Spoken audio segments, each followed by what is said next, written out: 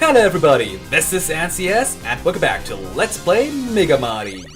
Last time we defeated Sakya and Yomo, almost forgot her name there, and today we take on Reise no Dongin Inaba and get some pretty nice music right off the bat, I have to say. I really love this track here. Also, we get a Kadama that tries to hurt us once we fall down. Although should you press to the left immediately as you fall down, you should be good to go. And also we have a new kind of enemy here. Tei lookalikes.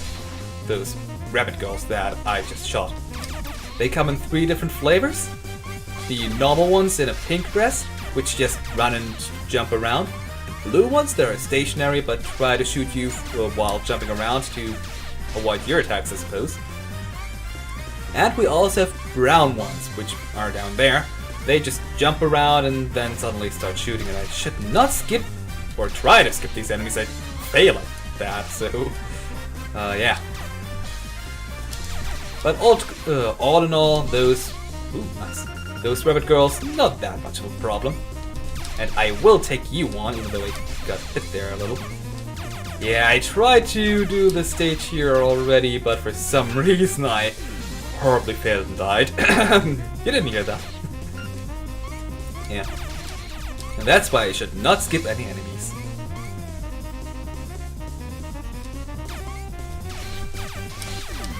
Oh, and in case you have noticed those bamboo down there, instant death spikes. Since they're spiky and all, I suppose. Yeah, so don't fall down there, that would be rather horrible. Although I guess that goes without saying, I mean, do you want to die? Of course not. Also hidden passage. Where we see an enemy which usually shouldn't be in the stage here. But I suppose since it's a hidden area, oh well.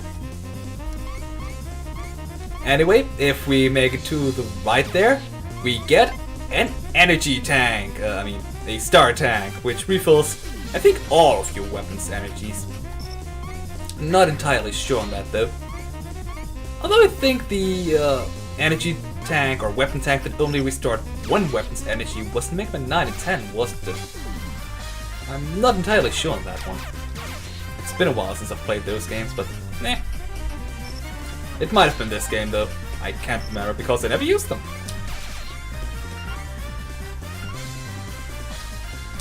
Alright. Ow! God dang it, how did I miss that guy? Also, ladder to the left there, right behind your health. Nice. I tend to go to the right and because I completely missed that ladder because it's completely covered up by your HUD. It's so stupid. But oh well.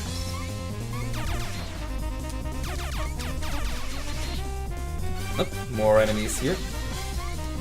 And it's kind of strange that they keep giving you those young orbs to cover up those instant death pits. Or not even instant... well, they are instant death pits, I guess, but more like instant death spike pits. And that's why I hate those red fairies, they keep getting too close to me. And once again, we have another new kind of enemy, those giant Kadamas that split into 4 little ones if they touch the ground or are shot by you. I usually just tend to shoot them to deal with them a little more quickly. And that rabbit just stopped jumping right in front of me, that was a little silly. We have a big mushroom down there if you really want to get it. I would probably suggest you to get it with your broom because with my luck I would probably just jump right into the bamboos. So yeah, probably the best idea to get it with your broom. Yep, probably just a good idea to time your getting up the ladder. And over there we have a 1-up. Equip your broom, fly, and grab it. Also, deal with that enemy while you're at it. Okay. Don't be too hasty jumping down here. I said don't! Well, there I go, neglecting my own advice. And I really hate that jump here that I just did because I always keep thinking I bounce my head on the wall and just fall straight into the spikes, but it has never happened so far, so I guess it must not be as bad as I think it is. Ow. There I go, being too hasty again.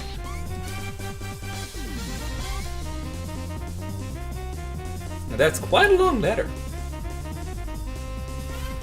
Yeah, I've got nothing for that part.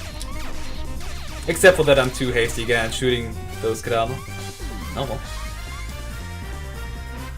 Oh, and we've got another Tay that marks the end of the stage already. Nice. Except for the part that I'm almost dead and probably need a little bit more health, and yeah. Not many more enemies to actually give me those. I stand corrected. Wow, that was nice timing, game. Also, instant death pit in your respawn room. Thanks, game. Yes, I did fall down there my first time I got here. Of course. Anyway, here we have... I just wanted to call her Tay. Raisin. Her attacks mostly revolve around her jumping around and you needing to jump to dodge things. And, well, creating copies of herself. Yeah, she's a little bit tricky to hit and dodge stealth because of her jumping around. Okay, I've got enough. I'm going to use Rolling Slash.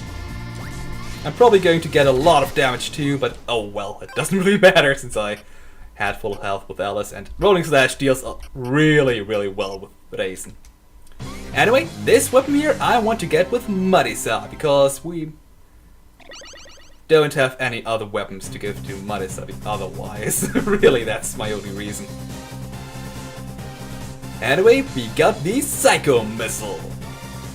Nice. Her Psycho Missile is basically like Raisin's rockets that she just shot at us. Alice has the Mental Sacrifice weapon that is like those little explosives that that Raisin threw to the air and hit us with that. Or not, because I usually dodged it. And right after Raisin, the Explosive Bunny, we go to the Ice character, because we can crack ice with explosions, I guess? Yeah, this here is the other person, or other boss, probably, that people tend to say you should try on first. Try on? Is she some piece of clothing? Yeah, you should try to take out first, because she is really easy as a boss character. However, I mean, just look at the amount of bottomless pits right off the bat there. This is just stupid. Also, we have Constant Annoyance, also called Lily White. She throws around cherry cherry blossom petals, whatever. Ah! Stupid word. Oh. And yeah, Lily will respawn just after some time passes, so you could just ignore her and try to go over those pits here without dealing with her, but, well, I guess it's probably safer to just take her out for a little while, and there she is again. She is actually weak against red magic and another spell that we have not yet for Alice. We get that after defeating 18. However, the Bloody Cross also is really nice against her. Just one use of it usually kills her, if you aim it well at least. Which I usually don't do with red magic, so... Yeah, I just really like the homing properties, not homing, but, well, boomerang properties of red Bloody Cross. No, red magic is not homing that, boomeranging, dang it! That's why I like Bloody Cross better, because it does actually boomerang. But yeah, if Lily is actually close enough to the ground, you can just shoot her with your magic missiles. Or whatever it's actually called. And that was pretty bad, so let's take Lily out like that. Make the cross here. And more fairies! And I keep forgetting that they are actually there, so I got hit. No! Ah! And Lily just respawned. Run! Didn't I say I won't run because that's cowardly? In the first episode of this Let's Play? Oh well.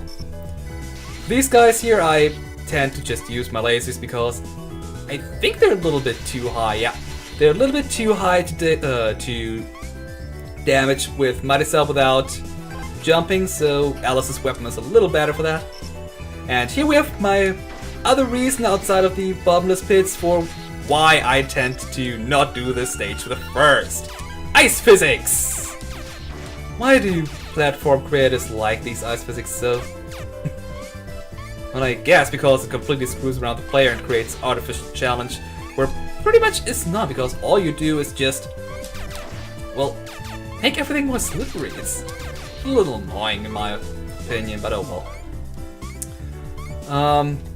The good thing though is if you jump around and land on the ice like that without moving, you will not slide around anywhere. So that's something you can do when falling ice blocks. And another Tay. Please don't come too close to me because you deal a lot of depth. Wow. That was close. I usually don't manage to dodge like that. That was pretty amazing. Had I tried to dodge like that, I wouldn't have done it. Anyway, we have Kirno coming up here. So let's switch to Alice because I actually have Kirno's weakness with Marisa. Also, should I try to defeat her with Alice, you probably want to use a certain attack. Yeah, this here was her most dangerous one because it deals a lot of damage. It charges a huge block of ice, but you can't just dodge it like that. Oh! Wow, that was close. And that is why people say you should take her on first. I defeated her completely with Alice alone. Wow. Yeah, she's weak. I didn't even need her weakness. Yeah, she also has another attack where she just shoots a couple of icicles directly at you, which is also what Marisa's weapon will do eventually. However, she didn't do it, sadly. Also, we're getting 4 weapons for Alice. We get the slightly awesome Shanghai doll, which is basically like Beat from the Mega Man games. However, I will be showing off that and all the weapons we got or didn't get in a second. So I'll be right back. Since I actually did not get to show off any of the weapons I got today, let's do that first. So for Marisa, we have Psycho Missile, which shoots a missile at the enemies. It starts out slow, then gets quicker, and once it impacts anything, it starts, well, creating an explosion, which deals, well, half damage from the initial impact. So that's pretty nice, I think. It's... I don't know if I like that or Alice's weapon better, but it's not bad. Anyway, for Alice, with her weapon, we turn into Alice's younger self. Well, not really, but it has the same color palette. Even the same color palette as her new dress, but anyway. We have a chargeable weapon. It starts off really weak in stage 1, and if you get hit by anything or hit anything with that weapon, it just goes away.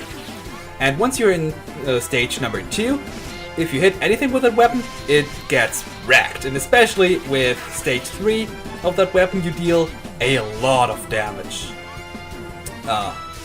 So yeah, this weapon here is really, really nice. However, if you get hit while you charge that weapon, it flies away, sadly. And damage-wise, if we want to speak numbers, let's say the first stage number 1 deals as much damage as Alice's laser, I think. Stage number 2 deals 1.5 times that damage, and stage number 3 deals 3 times the damage, so it's really nice. Especially in the upcoming boss battle. Anyway, that's all the weapons we got today. So, let's go on to the weapons we missed. Should you decide to get Kirno's weapon for Marisa, you get this little weapon here. It just is a continuous shot with Marisa. I don't think it actually deals more damage than her normal shots, but well, I guess you can just run through the stage with it. Can't get hit because you're being really careless. Although it does not seem all too bad, but Alice's weapon is still a lot more useful in boss battles, and especially the next boss is really tough, so I prefer just to give that weapon to Alice. And for Reis's weapon, we get Mental Sacrifice, which throws 4 mines or whatever, little bombs, towards the enemies, and creates an explosion and impact. It's not bad, but I tended to get that weapon for Alice until I realized that I only have one other weapon for Marisa, so yeah. But Marisa's weapon does deal a lot more damage than Alice's, so that tends to be the case though, so I don't know why I just said that. But yeah, those are the weapons you could get in the stages we tackled today. And next time we will be getting the last 2 weapons in the game.